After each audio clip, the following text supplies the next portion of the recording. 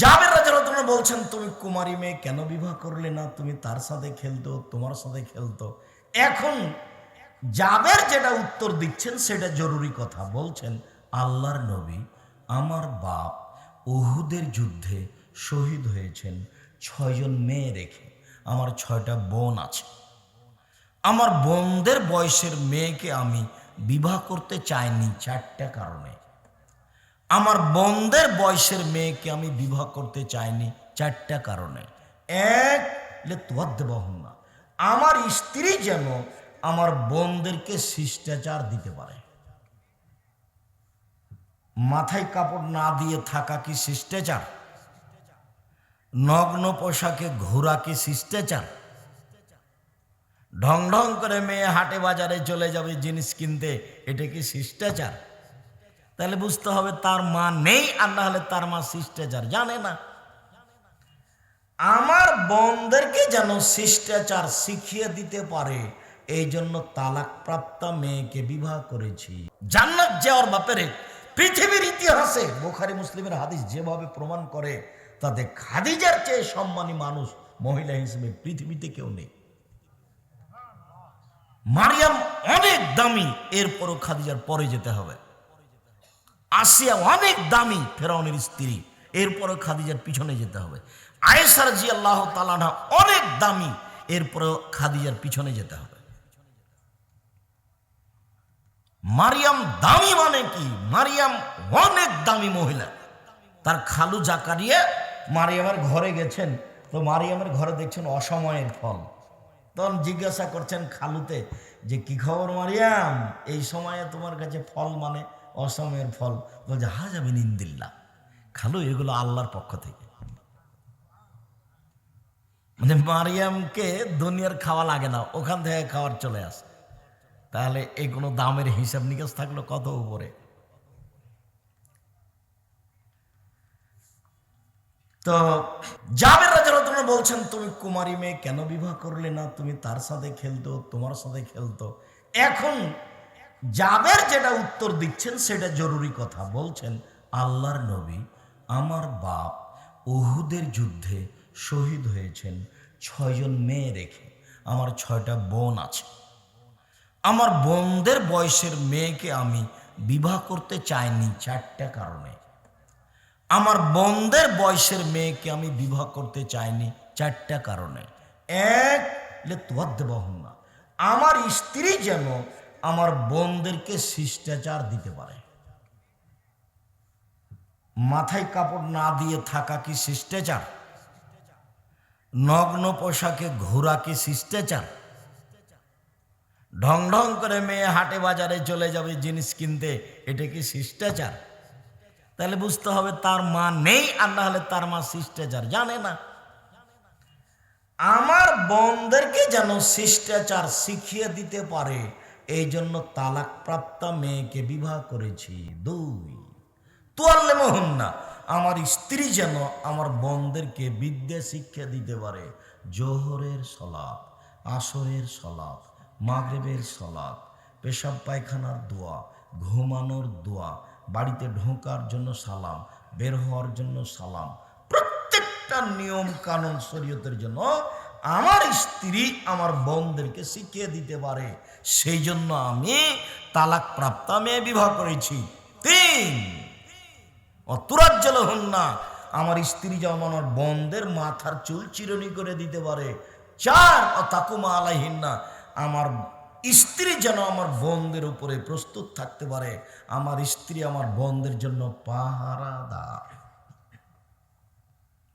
আপনার স্ত্রী আপনার ছেলে মেয়ের জন্য কি? পাহারাদার। হাদিস বুখারী মুসলিম। আপনার কি বিবেচনা আছে এই হাদিসের সাথে? আপনার স্ত্রী আপনার মেয়েদের জন্য পাহারাদার, এই কথা আল্লাহ রাসূল বলছেন, এই কথা জাবের বলছেন। হাদিস বুখারী মুসলিম। উপস্থিত বৈঠকের মুসলিম বোন, কতদিন আপনাকে বললাম যে প্রসব করাতে পারলে মা হওয়া যায় না, পাহারাদারের নাম মা। যে শিষ্টাচার শিখাতে পারে সেই তো মা, বিদ্যা যে শিখাতে পারে সেই তো মা। যে মেয়েকে চুরির চিরুনি দিয়ে চুল আঁচড়ে পরিপাটি করে সাজগোজ করে রাখতে পারে সেই তো মা। যে সবসময় পাহারা দিতে পারে মেয়ের ওপরে সেই তো মা। মনে থাকবে না মনে হয়? এক, শিষ্টাচার শিখিয়ে দিবে মায়ে। দুই, বিদ্যা শিখিয়ে দিবে।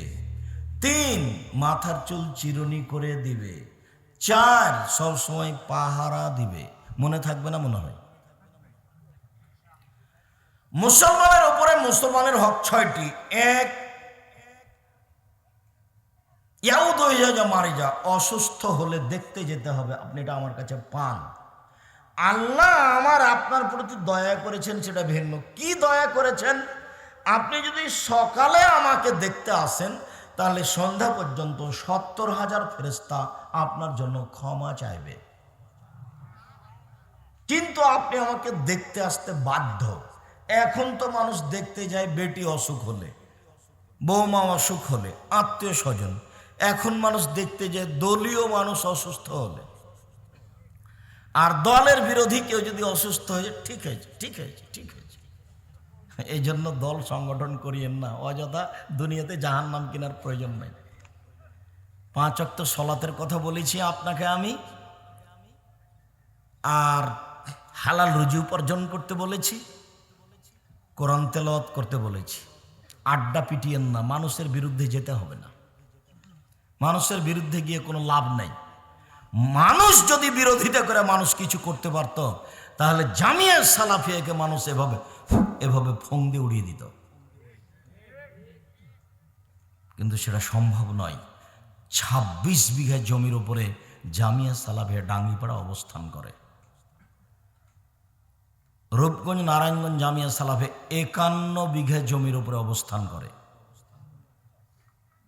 18 বিঘা জমির উপরে দিনাজপুর জামিয়া সালাফে অবস্থান করে। প্রায় 4000 ছেলে মেয়ে পড়াশোনা করে। 250 জন শিক্ষক শিক্ষিকা কর্মচারী আছে, যাদের প্রতি মাসে বেতন লাগে 30 লক্ষ। দেশের বিদেশের শিক্ষক আছে, বিদেশি শিক্ষকদের এক একজনের মাসিক বেতন আছে 60-65 হাজার। যাতায়াত সব কিছু খরচ মিলে প্রায় 80,000 টাকা খরচ আছে তাদের পিছনে। কিভাবে হয় তা আমি নিজেই বুঝি না, তা আপনাকে আমি কি দিয়ে বুঝাবো?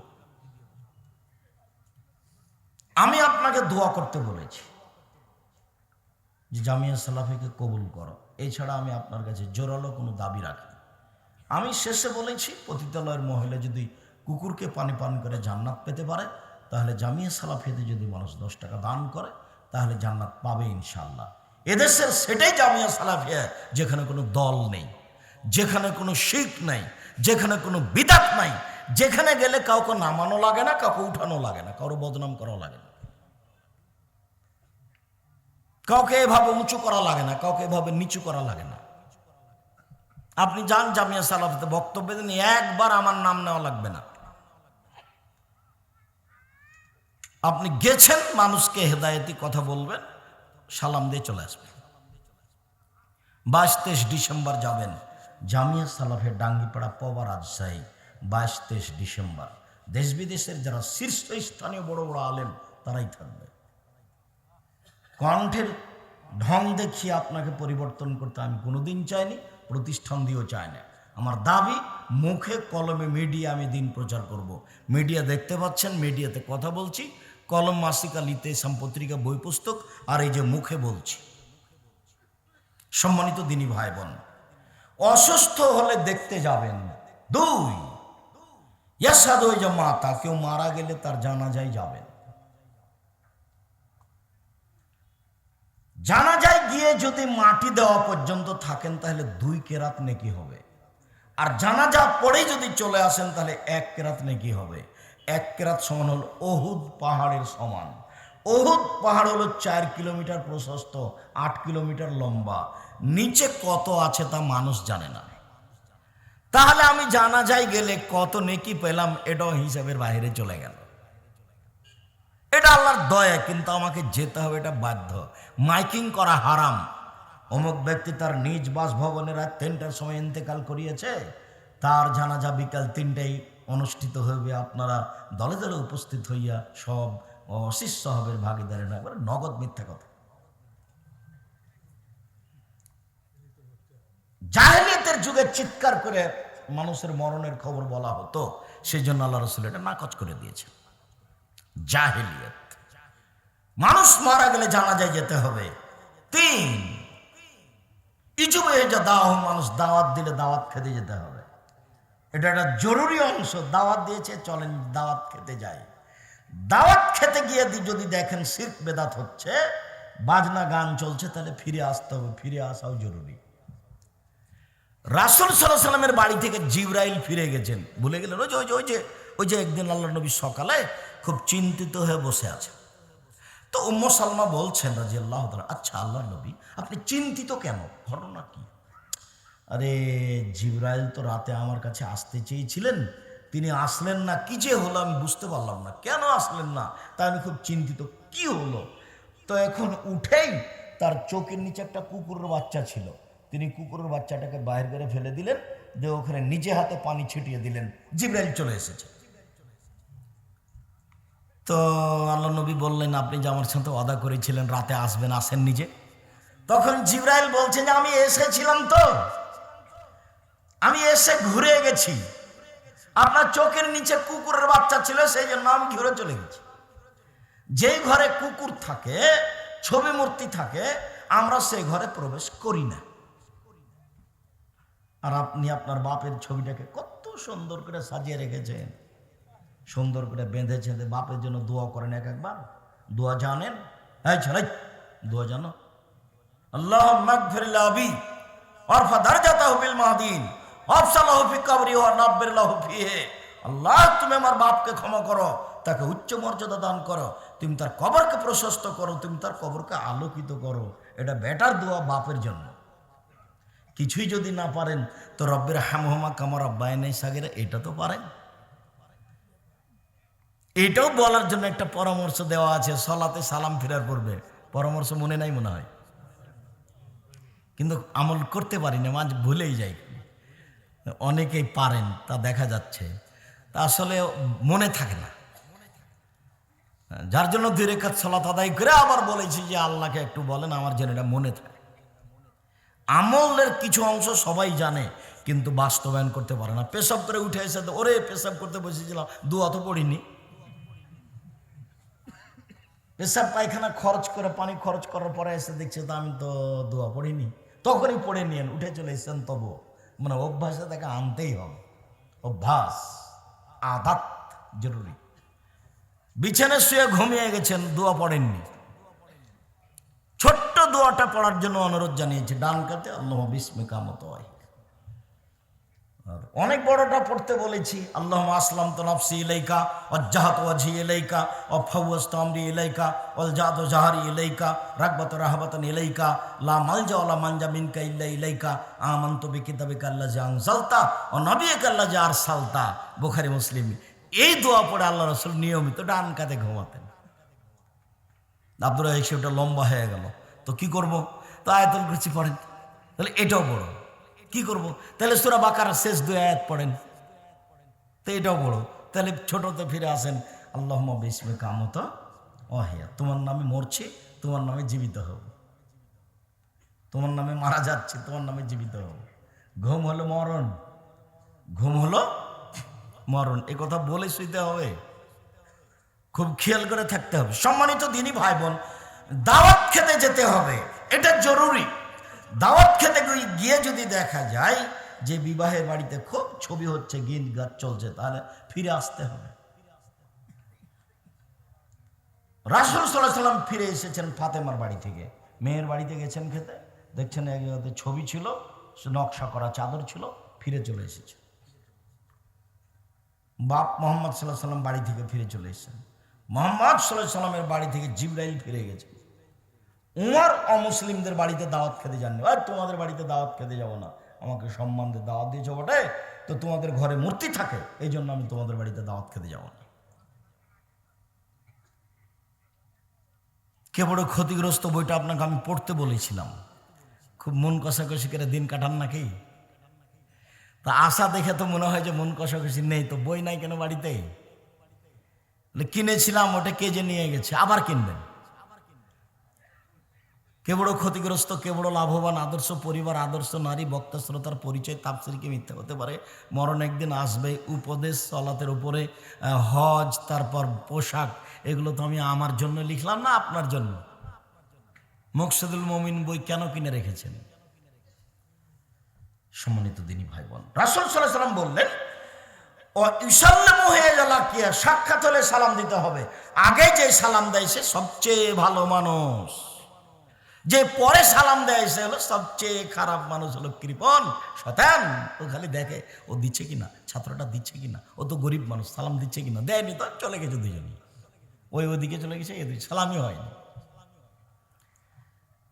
মিশরে ওরা প্রায় সবাই সিগারেট খায়, ওরা প্রায় সবাই দাড়ি চাঁচে। মিশরে ওরা সবাই সবাকে সালাম দেয়। ওরা এখনো বুঝতে পারেনি যে মন্ত্রীকে সালাম দিতে হবে পরে, আর ভ্যান চালককে সালাম দিতে হবে আগে। এটা ওরা বুঝেনি। ওরা মনে করে যে আমি মন্ত্রী হলে কি হবে, দেখা হলে ভ্যান চালককে কি বলতে হবে? আসসালামু আলাইকুম। ও আমার কাছে সালামের হকদার মুসলমান হিসাবে, ভ্যান চালক হিসাবে নয়। মন্ত্রীও আগেই সালাম দেয় কাকে? ভ্যান চালককে। কথা বোঝাতে পারিনি মনে হয়। মেথর যে ওকে সালাম দিচ্ছে মন্ত্রী আগে, তো মেথরকে মন্ত্রী আগে সালাম দিচ্ছে কেন? মেথর হিসাবে নয়, মন্ত্রী জানে যে এ কি, এ মুসলমান। বুঝতে পারেননি কথা? সালাম দিতে হবে, উত্তর দিতে হবে, জরুরি। ও ইসমেতে হয়ে যাওয়া আদাসা, হাঁচি ছাড়লে উত্তর দিতে হবে, তবে আগে তাকে আলহামদুলিল্লাহ বলতে হবে। তখন আপনি বলবেন এরহামাকাল্লাহ, বলতে আপনি বাধ্য। কিন্তু যার হাঁচি এসেছে সেও আলহামদুলিল্লাহ বলতে বাধ্য। কথা বুঝাতে পারিনি। আচ্ছা, সলাতের মধ্যে যদি হাঁচি আসে তখন আপনি আলহামদুলিল্লাহ বলবেন, এ কথাই ঠিক, আমি আপনার পাশে থেকে বলতে পাবো না এরহামাকাল্লাহ। বুঝা গেল না কথা? মনে হয় সলাতের মধ্যে আপনার হাঁচি এসেছে, আপনি কি করবেন? আলহামদুলিল্লাহ বলবেন। আমি কি করব? আমি কোনো উত্তর দিতে পাবো না এখানে। উত্তর দিলে মানুষের মুখামুখি কথা হয়ে যাবে। এখন মানুষের মুখামুখি কথা চলে না, এখন একমাত্র কার সাথে কথা চলছে? উপরওয়ালার সাথে। কাজে এখানে আর কোনো কথা ঢুকবে না, যার কারণে নিজের ভাষায় দোয়া করা যাবে না। সৌদি আরবের লোকেরাও নিজের ভাষায়, আরবি ভাষায় দোয়া করতে পারবে না। সবাকে রাসূলের মুখের ভাষা দিয়ে দোয়া করতে হবে, আল্লাহর কথা দিয়ে, কোরআন মাজিদ দিয়ে দোয়া করতে হবে। সম্মানিত দিনী ভাই বোন, রাসূল সাল্লাল্লাহু আলাইহি ওয়াসাল্লাম বলেন, ইনশাআল্লাহ হয়ে যায় কাবা। আরেকজন মুসলমানের কল্যাণ চাইতে হবে যখন লোকটা বাড়িতে নেই। এইসব কথার দাম দিবে কে? প্রতিবেশীর কল্যাণ চাওয়া। প্রতিবেশীর কল্যাণ চাইতে পারি না এই জন্য যে আমার দল করে না, ও ভিন্ন দল করে। প্রতিবেশীর কল্যাণ চাইতে পারি না এই জন্য যে ওখানে আমার বদনাম করে। প্রতিবেশীর কল্যাণ আমি চাইতে পারি না এই জন্য যে ও আমার বিরুদ্ধে মিথ্যা সাক্ষী দিয়েছে। তো তাহলে কেমনে প্রতিবেশীর সাথে চলবেন?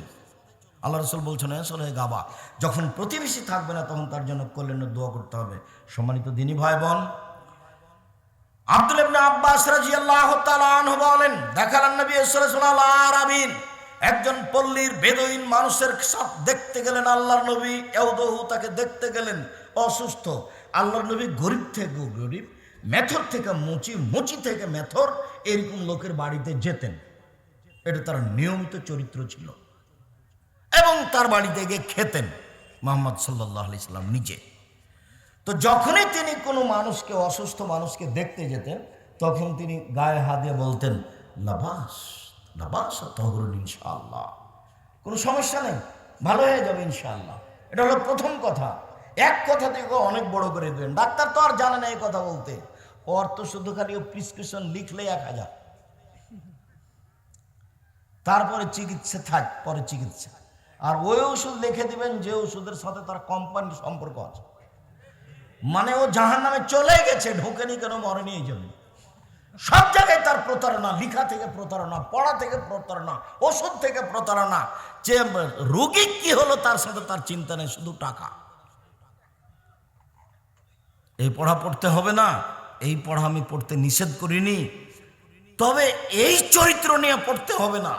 সেদিনও বলেছিলাম ফুলকোটে যে এই যে বালিয়াদিহির বা বগুড়ার বা শাহজাহানপুর থানার একটা ছেলে ভালো শিক্ষা অর্জন করেছে, লন্ডন থেকে ডাক্তারি পাস করে এসেছে, আপনার পিজি হাসপাতালের বড় ডাক্তার, 2-3 লক্ষ টাকা মাসে বেতন, বাপের বাড়ি বেড়াতে এসেছে, ডাক্তার সাহেব গাড়ি থেকে নামলেন, দাড়ি চাঁচা আছে, গলায় টাই আছে, প্যান্টটা টাকনোর নিচে আছে, হাতে সিগারেট আছে।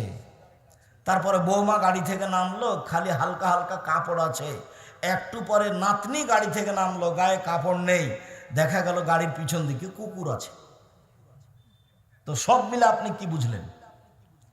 আর সারাদিনে যা ইনকাম করেছে তা কোম্পানিকে ফাঁকি দিয়ে আর লোককে ফাঁকি দিয়ে প্রতারণা দিয়ে ইনকাম করেছে। বলেন কি হলো সব মিলে? আরে ও বাপমা করে চিল্লাচ্ছে, সে লোকটা, রুগী লোকটা কত ব্যস্ত, আর ও কোম্পানির ওষুধ লিখে দিল। ও জানে যে এর চেয়ে ভালো ওষুধ আছে, ও খুব ভালোভাবে জানে যে এর চেয়ে ভালো ওষুধ আছে, জাহান্নাম কিনেই নিয়েছে। আয়াতুল কুরসি পড়লে যেমন আল্লাহ নবী বলছেন যে কেউ যদি ফরজ সালাতের পরে আয়াতুল কুরসি পড়ে তো জান্নাতে চলে গেছে, তো ঢোকেনি কেন? বলে মরেনি এই জন্য। এ তো প্রতারক, বিদ্যার নামে জাতিকে প্রতারণা দেয়, এ আবার কি জান্নাত? প্রতিবেশীর কল্যাণ কামনা করতে হবে। রাসূল সাল্লাল্লাহু আলাইহি সাল্লাম ওই বেদুইন মানুষের গায়ে হাত দিয়ে বলে লাবাসা তহর ইনশাআল্লাহ, কোনো সমস্যা নেই, ভালো হয়ে যাবে। তো পল্লীর মানুষ তো পড়াশোনা জানে না, অশিক্ষিত মানুষ, তখন বলছে কাল্লা, না না না, কখনো নয়। আরে তাফুর আলা শাইখিনাল হুম্মা, বৃদ্ধ মানুষের উপরে জ্বর 103 ডিগ্রি 5 ডিগ্রি, একবারে গায়ে জ্বর ফেটে যাচ্ছে, আর আপনি বলছেন যে ভালো হয়ে যাবে, কোনো সমস্যা না। আল্লাহ নবীর কথাটা উল্টা ভেবেছে। তখন আল্লাহ রসুল বলল আচ্ছা ঠিক আছে, নাম তুমি যেটা বলছো সেটাই। তারপর আল্লাহ রসুল চলে গেলেন বুখারী মুসলিম। আয়েশা রাদিয়াল্লাহু তাআলা আনহা বলেন, আল্লাহর নবীর কাছে কেউ যখন অসুস্থতার কথা বলতো, এমসাহবে এমিনিহি, ডান হাত দিয়ে তার শরীরটা বোলাতেন। ডান হাত দিয়ে অসুস্থ মানুষের গায়ে ডান হাত লাগাবেন। এই ছেলে, এই থামো, ডান হাত লাগাবেন আর বলবেন আজেবিল বাস, রোগ দূর করো, অস্ফে আরোগ্য দাও, আন্তা সাফি, তুমি আরোগ্য দাতা, লা শেফা, কোনো আরোগ্য নেই, ইল্লা শেফাও কা শেফাম, তোমার আরোগ্য তো আরোগ্য, লাইগদর সাকামা, এমন ভাবে ভালো করে দাও যাতে এখানে কোনো রোগী না থাকে। মুখস্থ আছে তো? সবাই যে হ্যাঁ বললেন কি না বুঝলাম না। মুখস্থ নাই তো অসুস্থ মানুষের বাড়িতে, বিয়ের বাড়িতে, দলীয় মানুষের বাড়িতে কি বলেন?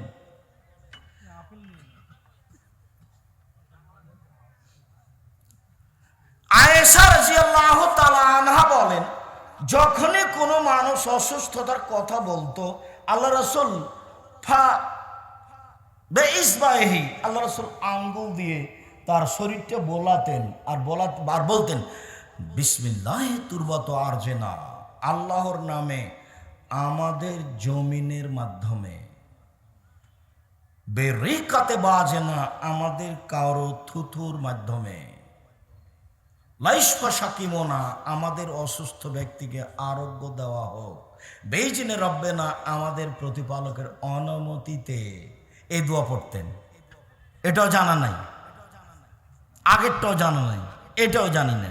এবার আয়েশা রাদিয়াল্লাহু তাআলা আনহা বলেন, এবার জানা আছে।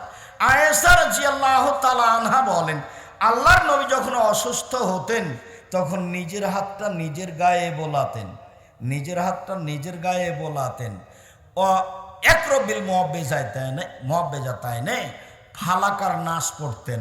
এবার জানি ফালাকার নাস, অসুস্থ মানুষের গায়ে হাত বোলাবেন আর ফালাকার নাস বোলাবেন আর ফোঁক দিবেন, আর ফালাকার নাস পড়বেন। দুইটা পড়ে একসাথে ফোঁক দেন, আর নাহলে একটা পড়ে ফোঁক দেন, আবার আর একটা পড়ে ফোঁক দিবেন, ফালাকার নাস।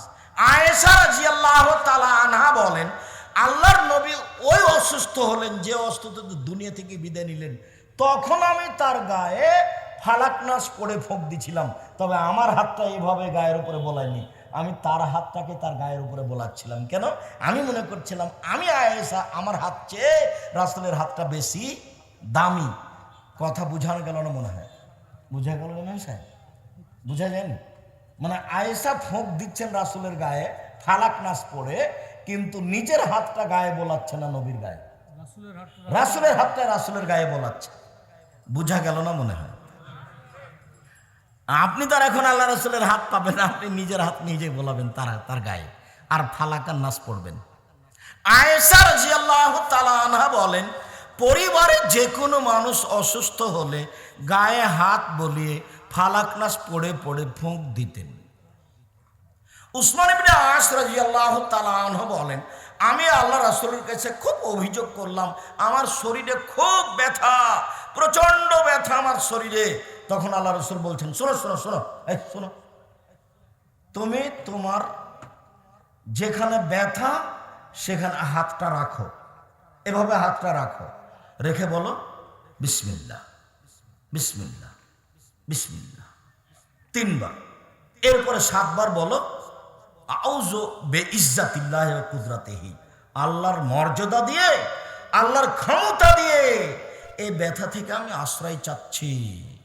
মিন শাররি মা আজিদু ওয়াহাদেরও, আমি যে কষ্ট পাচ্ছি সেইটা থেকে, আর আমি যে আশঙ্কা করছি রোগ বেড়ে যেতে পারে সেটা থেকে। এ বলো তুমি 7 বার, বিসমিল্লাহ বলো 3 বার, আর এটা বলো 7 বার আউযু বিইজ্জাতিল্লাহি ওয়া কুদরাতিহি মিন শাররি মা আজিদু ওয়াহাদেরও, 7 বার বলো। সাহাবী বলছেন, আমি বললাম, তারপর আমি করলাম, তারপর দেখি ব্যথা নেই, চলে গেছে। আবু মুসা আশআরী রাদিয়াল্লাহু তাআলা আনহু বলেন যে আল্লাহর নবী বললেন আমার শরীর খুব ব্যথা, অসুস্থ। তো জিবরাইল চলে এসেছেন। জিবরাইল এসে বলছেন, ইস্তাকাইতা মুহাম্মদ সাল্লাল্লাহু আলাইহি ওয়াসাল্লাম, আপনি আপনার শরীরের ব্যথার কথা বলেছেন? কারণ নাম জি। এবার জিবরাইল ফুঁক দিচ্ছেন আমাদের নবী। এবার জিবরাইল ডাক্তার, এতক্ষণ আল্লাহর নবী নিজে ছিলেন, আয়েশা রাদিয়াল্লাহু তাআলা ছিলেন। এবার জিবরাইল বলছেন, বিসমিল্লাহ আর কি কা, আমি আল্লাহর নামে আপনাকে ঝাড়ফুঁক করছি। মিন কুল্লি শাইইন ইউযিকা, সব কিছু হতে যে জিনিস আপনাকে কষ্ট দেয়। মিন শাররি কুল্লি নাফসিন, প্রত্যেক খারাপ ব্যক্তি হতে। ও আইনিল হাসিদিন, প্রত্যেক হিংসুক চক্ষু হতে, যে চক্ষু হিংসা করে। আল্লাহ ইয়াসফিকা, আল্লাহ আপনাকে আরোগ্য দিবে। বিসমিল্লাহ আর কি কা, আল্লাহর নামে আপনাকে আমি ঝাড়ফুঁক করছি। এটা মনে আছে? আব্দুর রাজ্জাক সাহেব, এগুলো তো আমরা কোনোদিন শুনিনি, তো দুয়ার বইয়ে তো দেওয়া আছে, তো শুনেননি মানে দুয়ার বইয়ে তো দেওয়া আছে। এবার চলেন, আল্লাহর নবী বলছেন, আবু হুরায়রা রাদিয়াল্লাহু আনহু বলছেন, আল্লাহর নবী হোসেন এবং হাসানের মাথায় হাত দিতেন, এভাবে কপালে হাত দিতেন, দিয়ে বলতেন আইয়াকুমুল্লাহ বিকালিমাতিল তাম্মা বিকালিমাতিল্লাহি তাম্মা মিন কুল্লি শাইতানিন হাম্মা আমিন কুল্লি আইনিন লাম্মা আইদুকুমা বিকালিমাতিল্লাহি তাম্মা। তোমরা 2 ভাইয়ের ব্যাপারে আল্লাহর পূর্ণ কালেমা দিয়ে আল্লাহর কাছে আশ্রয় চাচ্ছি। মিন কুল্লি শাইতানিন হাম্মা, প্রত্যেক শয়তান হতে এবং বিষাক্ত হিংস্র প্রাণী হতে। অমিন কুল্লি আইনিন লাম্মা, আর প্রত্যেক বিষাক্ত বদনজর হতে। বদনজর খুব খারাপ জিনিস, খবরদার বাচ্চারে কপালে টিপ দিয়ে বাচ্চাকে বাইরে নিয়ে যাবেন না। কথা বোঝা গেল না? টিপ দিয়ে বাচ্চাকে বাইরে নিয়ে যাবেন না, বাচ্চাকে সাজগোজ করে বাইরে নিয়ে যাবেন না, সন্ধ্যার সময় বাচ্চাকে ছাদের উপরে নিয়ে যাবেন না, সন্ধ্যার সময় বাচ্চাকে উঠানে আগুনে নিয়ে যাবেন না, বাড়ির চত্বর বাইরে নিয়ে যাবেন না। শয়তানের নজর পড়তে পারে, মানুষের নজর পড়তে পারে বদনজর। বদনজর এমন একটা জিনিস, আল্লাহ নবী বলছেন যদি কোনো জিনিস ভাগ্যকে ভেঙে ফেলে দিতে পারতো তো বদনজরই পারতো। খালি আপনি বাড়িতে নিয়ে এসেছেন ছেলে, আর বাচ্চা একবারে বমন করে তুলে মরে মরে পেশাব পায়খানা, মনে হচ্ছে এখনই চলে যাবে, তার নামে বদনজর লেগেছে। বদনজর কি জিনিস জানেন? 1 মিনিট, এই ছেলে, আপনারা স্বামী স্ত্রী বাড়িতে বসে আছেন, আপনার স্ত্রী আপনাকে বলছে, শোনো, দেখছো মুরগির বাচ্চাগুলো কত সুন্দর সুন্দর হয়ে উঠেছে, তা আপনাকে দেখতে ডাকলো, তা আপনিও দেখলেন, স্বামী স্ত্রীর বাচ্চাগুলি দেখলেন। এবার আপনি জোহরের সালাত আদায় করতে গেছেন, এসে আপনার স্ত্রী বলছে, আরে শুনেছ চিল এসে না 2-3টা বাচ্চা ধরে নিয়ে চলে গেল। দেখবেন সন্ধ্যা হতে হতে 10টায় ছিল, 5টায় নাই, তার নাম বদনজর। সম্মানিত দিনী ভাই বোন, আমি আপনাদেরকে অনুরোধ জানাচ্ছি, রাসূল সাল্লাল্লাহু আলাইহি ওয়াসাল্লাম উম্মু সাহেবের বাড়িতে গেলেন তাকে দেখার জন্য। দেখতে গিয়ে খুব কাঁপছে, থরথর থরথর করে কাঁপছে। তখন আল্লাহ রসুল বললেন, কি হয়েছে তোমার? তখন বলছে, হুম্মা, গায়ে খুব জ্বর, লা বারাকাল্লাহু ফিহি, আল্লাহ যেন এত বরকত না দেয়। তখন আল্লাহ রসুল বলছেন, লা তুসাব্বিল হুম্মা, ছি ছি ছি ছি ছি, জ্বরকে গালি দিও না। ফাইন্নাহা তুযহিবু খাতায়া বানি আদম কামা ইয়াযহিবুল কিরু খাবাসাল হাদিদে। মানুষের গায়ের জ্বর মানুষের পাপকে মিটিয়ে দেয়, যেভাবে কামারের ভাটি লোহা এবং সোনা চাঁদি থেকে ময়লা দূর করে দেয়। কামারের ভাটি যেমন ময়লা দূর করে দেয় সোনা চাঁদি থেকে, তেমনি ভাবে এই মানুষের গায়ের জ্বর মানুষের যত পাপ আছে সবকে মিটিয়ে দেয়। রাসূল সাল্লাল্লাহু আলাইহি ওয়াসাল্লাম বলেন, যখন মানুষের গায়ে অসুখ বিসুখ জ্বর ব্যাধি হয়, মানুষ যখন চিন্তিত হয়, দুরারোগে আক্রান্ত হয়, তখন ইকাফিরুল্লাহু তাআলা সাইয়াতিহি, আল্লাহ তাআলা তার সব পাপকে মিটিয়ে দেন। ও তাহুত্তু কামা তাহুত্তু শাজারাতু রাকাহা, যেমন